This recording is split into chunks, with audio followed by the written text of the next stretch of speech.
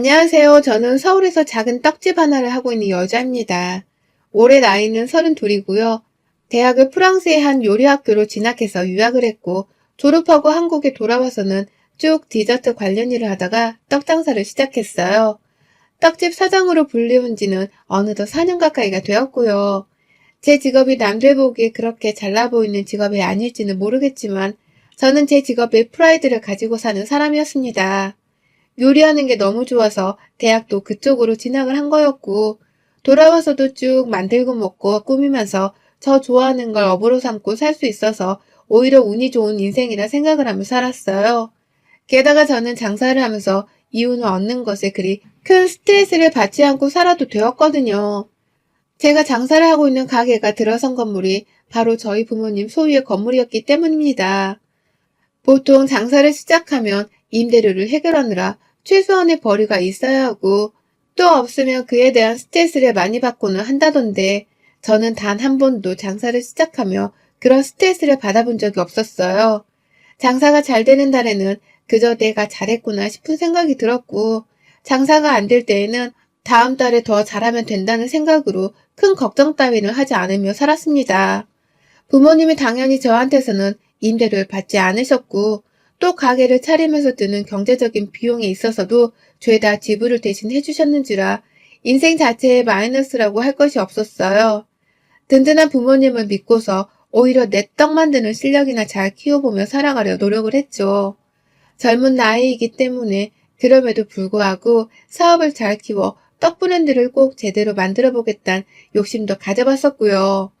그렇게 지내다가 저는 떡집에서 남자친구를 만나게 되었습니다. 남자친구는 극우 공무원으로 일을 하는 사람이었고요. 제 가게가 들어서 있는 동네랑 가까이에 위치한 구청에서 일을 하던 중이었죠.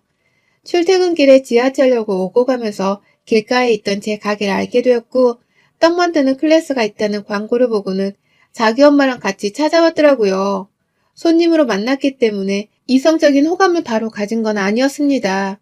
단지 남자들이 보통 엄마랑은 단둘이 어색하다면서 잘 어울리지를 않는데 다 큰 남자가 어머니를 모시고서 단둘이 데이트를 하려고 떡집에 찾아온 것이 참 기특하게 생각되었죠. 그래서 은연중에 호감이 생겼던 것 같고요. 그 후 남자친구가 퇴근하는 길에 저희 가게에 와서 떡을 몇 번 더 사가게 되면서 친해지게 되었어요. 동갑내기였는데 말도 금방 놓아서 부르게 되었고 그 후 남자친구가 부쩍 더 자주 가게에 찾아오게 되면서 저희는 본격적으로 번호를 주고받고 교제를 하게 되었습니다. 교제를 하면서는 남자친구가 자기 점심시간마다 제 가게에 찾아와 같이 놀곤 했고요. 또 자기 직장 동료들까지 우르르 데려와 떡도 팔아주고 클래스 수강권도 끊게 하는 등 장사하는 데 입김을 많이 불어줬어요. 손님 호객 행위가 장사를 하면서는 생각보다 쉽지가 않은 일이고 여러 가지 매체를 통해서 마케팅을 해야만 가능한 일이었는데 남자친구 덕분에 기분 좋게 손님들을 더 끌어올 수 있었답니다. 그런 남친을 보는 제 눈에서는 자연스레 꿀이 떨어졌고 남자친구도 떡 하나 더 얻어먹으면서 늘 재밌어 했어요. 그러다가 저희가 결혼을 결심하게 되었어요. 코로나 때문에 큰 결혼식은 애초에 치르기를 포기한 채로 간단하게 친인척들만 불러서 어떻게든 결혼을 해보려 했습니다. 늘 빨리 결혼해서 안정적인 가정을 이루고 살라며 저희 부모님께서도 은근히 재촉을 많이 하셨는데요. 바로 건물 앞에 있는 구청에서 일한 건실한 공무원 청년이라고 하니 만족을 하시더라고요. 남자가 너무 잘난 직업을 가져도 부담스럽고 또 돈은 우리 집에 많이 있으니 그저 사람만 좋은 상대이면 누구든 좋다면서 허락을 하셨습니다. 그 후 얼마 지나지 않아서 부모님이 제 떡집에 찾아오셨다가 퇴근길에 지나가는 남친이랑 우연찮게 마주치게 되었는데 얼굴을 직접 보고 나서는 더 좋아를 하셨어요. 사람이 잘 웃는 상인 것 같아서 보기 편안하다고 말이죠. 그렇게 저희 부모님은 서울 바닥에 건물을 2채나 가지고 계시고 또 사회적인 지위까지 더해서 모든 면에서 상당히 잘나신 분들이었는데도 고급 공무원인 제 남자친구를 선뜻 받아주셨습니다. 그런 저희 부모님 모습에 저도 재차 우리 부모님을 존경하는 계기가 되었고 기분 좋은 마음으로 결혼을 준비했어요. 미룰 게 없다고 생각이 되어서 바로 남친네 집으로도 인사를 드리러 갔습니다. 제가 직접 만든 떡 케이크랑 유학 시절 배운 베이킹, 그리고 와인을 준비해서 갔습니다. 그런데 저희 부모님과는 달리 남친의 부모님께서는 저를 좀 떨떠름해 하시는 눈치였어요. 제가 어디 가서 눈치는 좀 빠르단 소리를 자주 듣는 편인데요. 제가 만들어 온 떡을 열어서 보여드리자마자 목 막히게 이걸 이렇게 많이 만들어 왔어? 라고 하시더라고요. 전 솔직히 고맙다는 말 한마디라도 감사히 하려고 했는데 예상치 못한 말씀을 해대니 좀 당황스러웠습니다. 옆에서 남친은 직접 만들어 온 건데 왜 그러냐면서 한번 먹어보라고 한 입 건네드리기까지 했는데요. 그 당시 어머님은 그걸 억지로 한 입 베어 무시더니만 맛은 좋네 라며 억지로 대답을 하시더라고요. 다 억지로 하는 말씀이라는 게 제 눈에는 다 느껴졌어요. 아주 잠깐 내가 이 결혼을 하는 것에 대해서 다시금 생각을 해봐야겠다고 싶었지만 다행히 그날 그 일을 겪은 후로는 딱히 불만을 가질 만한 일이 없었습니다. 남친이 아주 적극적으로 저와 AB 시부모님 사이에서 대화를 이끌어주면서 분위기를 잘 이어갔고 그러자 시어머니도 더는 제게 안 해도 될 말을 하는 신뢰를 범하진 않으셨거든요. 그저 재밌는 대화를 주고받듯이 서로 남친의 말에 웃다가 눈이 마주치곤 했고 어색하긴 했지만 뭐 다 그런 식으로 시부모를 알아가는 게 아닌가 싶었습니다. 다음번엔 좀 더 모두가 좋아할 수 있을 만한 선물을 사서는 센스 있게 찾아뵈야겠다는 다짐을 했었던 것 같아요. 그렇게 저희는 양가 부모님께 결혼하란 허락도 정식으로 받았고요. 상견례도 무사히 잘 끝냈습니다. 시어머니께서는 생각보다 굉장히 과묵한 분이신지 말씀이 늘 많이 없으셔서 저도 그 부분을 충분히 배려해드리려고 노력을 했어요. 억지로 말을 붙이면서 다가가면 오히려 역효과가 날 것 같아서 최대한 어머님 옆에서 같이 과묵한 예의를 갖춰가면서 대화의 자리를 만들곤 했답니다. 상견례 때도 마찬가지였으나 저희 엄마도 낯을 많이 가리시는 분이셔서 말씀을 많이 하지 않으셨기 때문에 딱히 안 좋아 보이는 건 없었어요. 양가 집안의 아버님과 저희 커플이 나서서 대화를 주로 많이 이끌었죠. 그렇게 결혼 준비를 하면서 저희 커플은 당시 제가 자취를 하고 있던 집에서 함께 살다가 같이 새 집으로 이사를 들어갈 계획을 세웠습니다. 남친은 당시 시부모님이랑 같이 지내는 중이었고 저는 따로 집에서 독립을 한 채로 가게 근처에 있는 오피스텔을 얻어서 살던 중이었거든요. 방이 하나가 따로 있는 조그마한 스튜디오 형식의 집이었는데 둘이 사는 데에는 부족함이 없을 만한 크기였고 그래서 남친도 한두 번 와보더니 임시로 살기 괜찮다면서 바로 승낙을 해줬습니다. 그런데 그 소식을 들은 시어머니가 결혼식 치르기 일주일 전에 전화를 해오셨어요. 집은 제 자취방에서 살다가 이사를 나갈 때 저희 친정에서 도움을 주기로 해서 천천히 구하려고 했거든요. 다만 남친한테는 저희 부모님이 건물 두 채가 있다는 것, 그리고 제 가게가 있는 건물도 우리 부모님 건물이라는 것을 다 말하긴 했어요. 그런데 시부모님이 돈 때문에 위축되실까 싶었는지 남친이 그 사실은 자기 부모님한테 말을 하지 않는 게 좋겠다고 하더라고요. 그래서 저도 알겠다고 합의를 하고서는 시부모님께 따로 집을 구하는 문제에 대해서는 돈 얘기를 먼저 꺼내지 않았습니다. 그냥 우리 두 사람이 모아놓은 돈으로 충분히 해결이 가능하다며 둘러대 말씀을 드렸죠. 그런데 시어머니가 그것에 대해서 속으로 내내 불만을 가지고 있었나 보더라고요.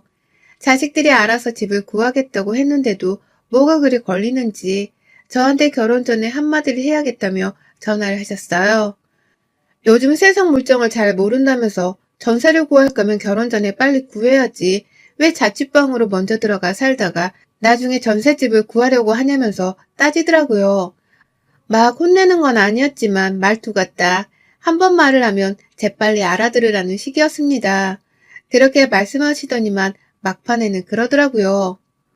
혹시 너 니네 자취방에서 아예 눌러살게 하려고 거짓말을 한 건 아니지? 모아놓은 돈도 없으면서 괜히 우리 아들이랑 결혼하고 싶어서 나중에라도 전셋집으로 가자는 거짓말을 한 건 아니지? 라고 말입니다. 당연히 아니라고 잡아떼면서 말씀을 드렸고 절대로 그런 게 아니고 결혼 후 천천히 이사 준비를 하고 싶어서 그런 거였다며 설명도 드렸는데 어머님은 제 얘기를 듣는 건지 마는 건지 그냥 그래 어련히 알아서 준비하고 있겠어. 내가 너 믿어도 되는 거지? 라고 얼렁뚱땅 대답만 하곤 전화를 끊으셨습니다. 괜히 기분이 쎄하고 엄한 오해를 받은 것 같아서 기분이 나쁘기도 했지만 오히려 어머님이 나를 이상한 쪽으로 생각을 하고 있는 게 아닌가 싶어서 신경이 쓰였어요.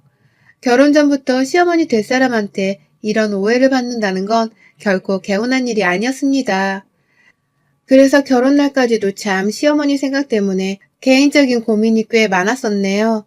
그러다가 대망의 우리 결혼식 날 정말 모든 것이 순조롭게 흘러갔어요. 그 당시가 벌써 작년 말이고 코로나가 다시 막 유행을 하기 시작하던 때여서 상황이 굉장히 안 좋았거든요. 유일하게 걱정이 되는 것이라면 여태까지 없어지지 못하고 있는 코로나 때문에 혹여나 우리 결혼식에서 누군가 확진자가 나오면 어쩌나 하는 생각이었죠. 그래서 최대한 하객들도 줄여서는 정말 꼭 가까운 분들만 식장에 모셨고요. 나머지 분들께는 코로나 때문에 양해를 구하고선 인사를 따로 드리느라고 결혼식 전날까지도 저희는 정말 바빴습니다. 그렇게 겨우 시작이 된 결혼식이었어요. 신경을 많이 썼고 또 아쉬운 부분이 많은 만큼 저희 두 사람은 저희의 결혼식에서 하고 싶은 것들을 다 해볼 참이었고요. 그중 하나가 바로 이벤트처럼 각자의 부모님께 편지를 써서 낭독을 하는 것이었습니다. 저희가 편지에 쓴 걸 차례대로 낭독을 하면 이어서 부모님 중 한 분이 대표로 나와서는 자식들에게 쓴 편지를 낭독해 주시는 시간이었죠. 감정이 북받쳐 올라 눈물을 많이 쏟을 것이라는 걸 충분히 각오를 하고는 저도 미리 부모님께 손수건이라도 하나 챙겨놓으라고까지 하면서 마음의 준비를 했습니다. 설레고 또 떨리는 마음으로 차례대로 편지를 낭독했습니다. 가장 먼저 남친이 자기 편지를 읽었고 그 후 제가 제 편지를 읽었어요.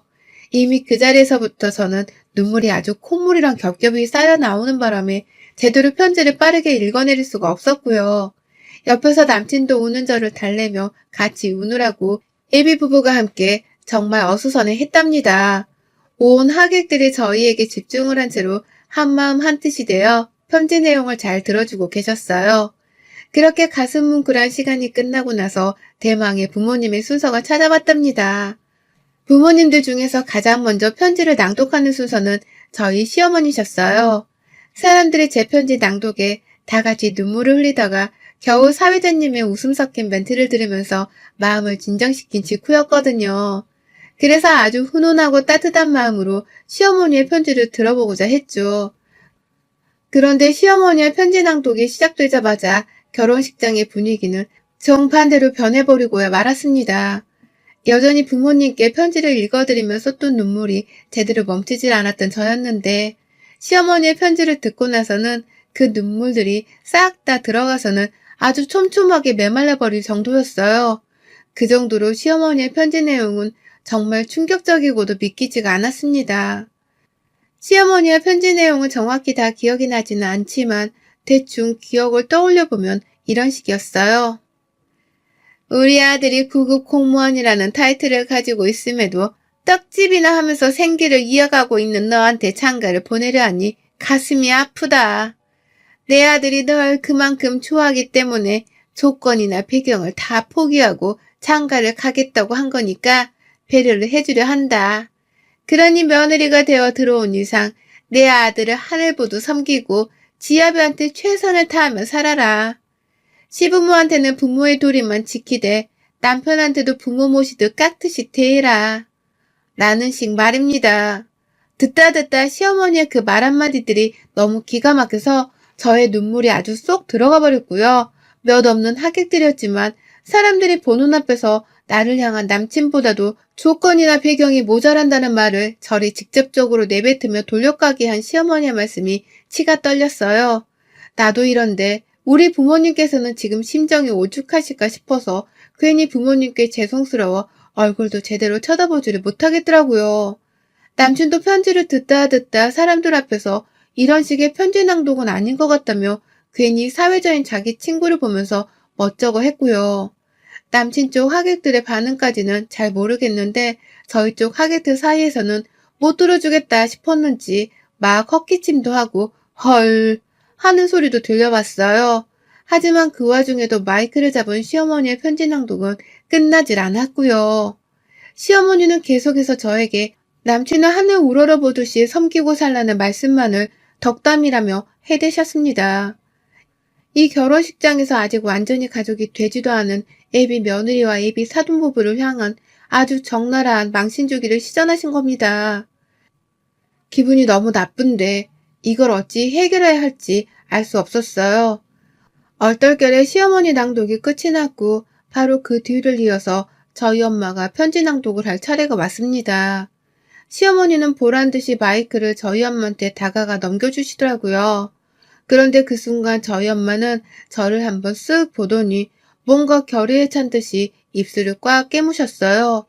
그리고는 시어머니의 손에서 마이크를 낚아채듯이 확 잡아서는 제 바로 앞 단상까지 올라오셨습니다. 그리고는 남친이랑 팔짱을 낀 채로 얼어붙어 있는 제 손을 잡아 빼시더라고요. 남친에게서 팔짱을 더는 끼고 있지 말라는 식으로 확 말이죠. 엄마의 손에 이끌려 엉겹결에 드레스를 입은 채로 엄마의 옆에 섰어요. 한마디로 친정엄마를 가운데에 둔 채 남친이랑 제가 갈라서서 서 있게 된 것이었습니다.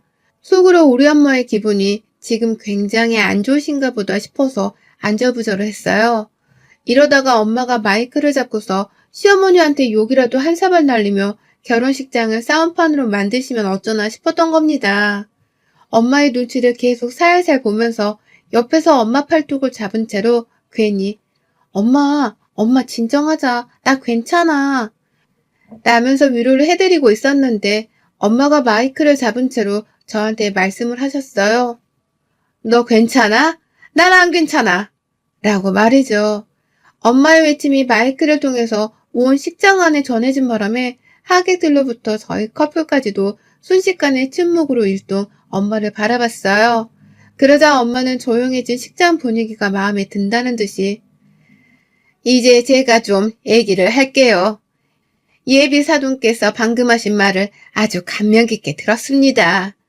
예비 사돈께서 우리 딸이 뭐가 마음에 안 드셨는지는 모르겠지만 나는 우리 딸이 모자라고 부족한 결혼을 한다고 생각해 본 적이 단 한 번도 없어요. 근데도 조건이나 배경이 부족하다고 이렇게 친히 사람들 앞에서 말씀을 해주시니 그 말씀 충분히 받아들이고 내 딸의 배경이나 조건을 좀 더 키워줘야겠다는 생각이 들었네요. 그런 의미에서 이 결혼은 그냥 없던 걸로 하겠습니다. 먼 길 와주신 하객 여러분들 오늘 받은 축의금 다 돌려드리겠습니다. 그래도 우리가 정성스럽게 식사는 준비해놨으니 맛있게 드시고 가셨으면 합니다.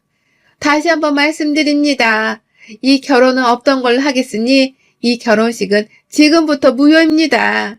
자리를 빛내주신 하객 여러분들께 다시 한번 감사드립니다.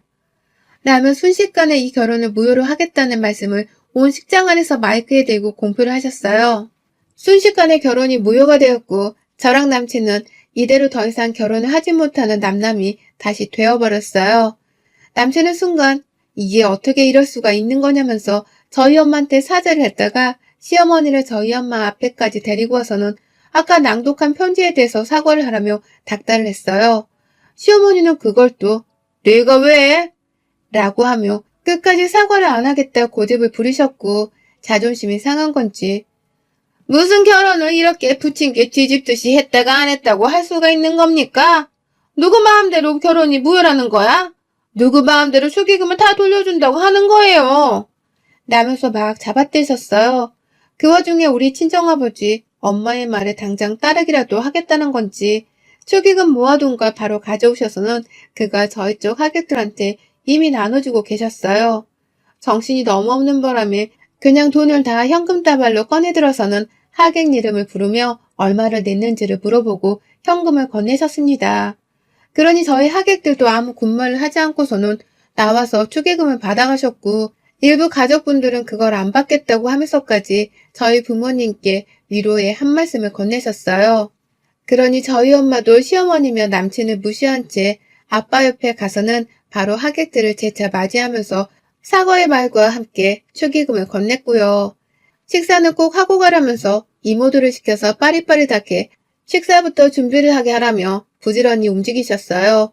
온 식구들이 나서서 저의 파혼난 결혼식을 어떻게든 빨리 해치워버리겠다면서 각자의 할 일을 했고요. 그렇게 저도 얼떨결에 남친을 내버려 두고서는 바로 저희 부모님을 도와서 하객들께 사죄를 하고 양해를 구했습니다. 당연히 남친은 결혼이 이렇게 파토나는 게 어딨냐며 저한테까지 찾아와서는 매달리더라고요.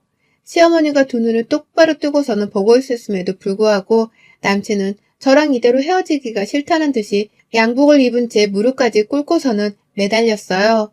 하객들이 아직 다 빠져나가지도 않은 상태였는데 마지막 자존심이고 뭐고 다 구겨버린 채로 제게 매달린 겁니다.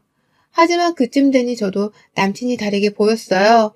자기 엄마가 그렇게까지 우리 집안과 나에게 신뢰를 범했는데 그저 결혼을 해달라며 무릎을 꿇고 매달리는 꼴이 딱 저의 돈을 보고서 매달리는 것과 같아 보였거든요. 그러니 남친의 사과를 들어도 마음이 쉽게 풀리질 않았고 이미 반쯤 하객들이 식장을 나가버리다시피 한 바람에 저도 더 이상은 이 결혼을 지속할 이유가 없다는 확고한 마음이 들었어요. 엄마도 이미 표정을 잔뜩 굳힌 채로 시댁 쪽은 쳐다도 보지를 않으셨고 저희 쪽 하객들은 이미 남친 쪽을 향해서 한마디씩을 해야겠다며 다 같이 한마음으로 나서서는 시댁 쪽을 째려봐 주셨답니다. 모두가 적대적으로 구니 저도 이제는 내가 아무리 남친이 좋다 하더라도 이 결혼은 성사될 수 없을 거란 생각이 들었네요. 그래서 저도 마음을 그 자리에서 바로 접었고 남친에게는 시어머니 들으라는 식으로 큼지막히 이별을 고했습니다. 우리 엄마 말 못 들었어? 이 결혼 무효라고! 라고 하면서 말이죠. 그리고서 저희 부모님을 모시고는 식장을 빠져나가는 때에 저를 대신해서 저희 친척 언니랑 동생이 마지막까지 식장에 남아 있었거든요. 손님들을 마지막까지 다 내보내는 것을 도와주겠다고 말이죠. 그래서 저도 친척들한테 맡기고서는 일단 급하다며 엄마랑 아빠 손을 잡고서는 식장을 빠져나와 한숨을 골랐어요.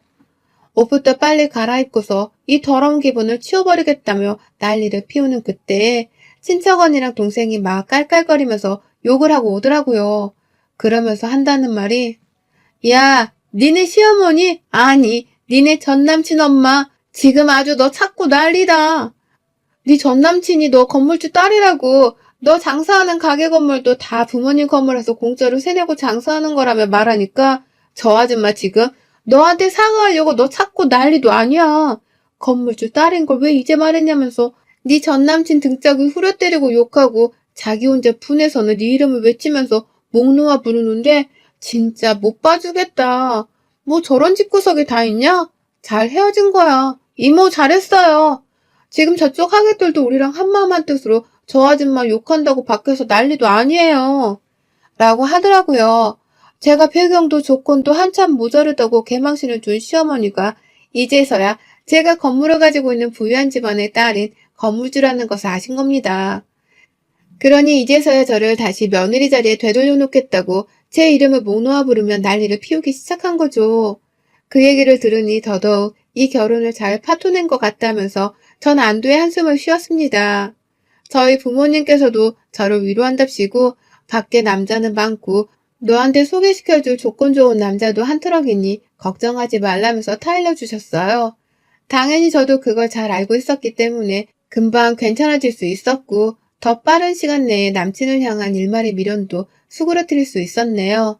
이 결혼이 파토난 것에 대해서 아쉬운 건 무조건 신랑 측이었기 때문에 저희 쪽에는 아무런 타격이 없었답니다. 오히려 결혼 준비를 하려고 썼던 그 비용이 너무 아까웠지만 저희 부모님은 불쌍한 것들한테 결혼식을 치를 뻔한 이벤트를 해줬다고 생각을 하겠다며 대수롭지 않아 하셨어요. 한동안 그 결혼식이 파토난 후 남친은 버릇처럼 저희 가게에 찾아오고 퇴근을 하고 나서도 제 가게 앞에 서서는 저를 만나보겠다며 애원을 하고 연락하며 저를 붙잡았는데요. 어느 순간부터는 저희 부모님이 제 가게로 나와서는 남친을 단속해 주셨고 남친이 회사 동료들이랑 지나가는 타이밍에 소금까지 뿌려대면서 가게 근처에 얼씬도 하지 말라고 개망신을 준 바람에 남친은 더 이상 저희 부모님을 마주보기 무서운 건지 가게 근처는 얼씬도 하지 않기 시작했습니다. 그렇게 남친은 영영 제 인생에서 사라졌습니다. 가끔 제 생각이 난다는 말을 하면서 저한테 인스타그램으로 메시지를 보내기도 했는데요. 제가 얼마 전부터 저의 파혼 소식까지 모든 걸 다 알고 있으면서도 저와의 교제를 시작해준 남자친구와의 커플 사진을 올리고 난 후로는 좋아요 하나를 누르고 난 후 다시는 연락이 없네요. 이제는 자기가 완전히 제 인생에서 떨어져 나간 존재라는 걸 스스로도 알아챈 듯 했습니다. 그러니 저도 재차 확인을 해주듯이 더욱 행복한 표정으로 지금의 제 남친과 예쁜 사진들을 많이 올려보며 인스타그램에 공유를 하고 있는 중이에요. 혹여나 남친의 엄마가 제 카톡 프로필도 보고 계실까 싶어서 지금 남친이랑 근사하게 찍은 사진도 프로필에 올려놓았고요. 애초에 더 이상 신경 쓰지 않고 사는 사람들이긴 하지만 그럼에도 내 결혼이 깨진 것에 대해 약이 올라서 어떻게든 소심하게 약을 올려주고 싶다는 마음에 이런 짓을 해보고 있답니다. 결혼식장에서 결혼 무효를 외치는 사람들이 몇이나 될까 싶지만 그 꾸정문 속으로 빨려 들어가기 전 딱 결혼을 파토낸 것은 지금 생각해봐도 하늘이 도운 일이라 생각합니다. 그래서 전 다시 태어난 기분으로 지금의 연애를 즐기며 새롭게 살아보려 하는 중이랍니다. 결혼은 정말 신중히 요목조목 잘 따져가면서 해야 한다는 걸 전 식장까지 들어가고 나서야 절실히 깨달았어요. 부디 예비 신부님들은 그런 일이 없도록 저보다 더 잘 따져보고 알아본 후에야 결혼을 하시길요. 여러분의 생각은 댓글로 남겨주세요. 오늘도 시청해주셔서 정말 감사합니다.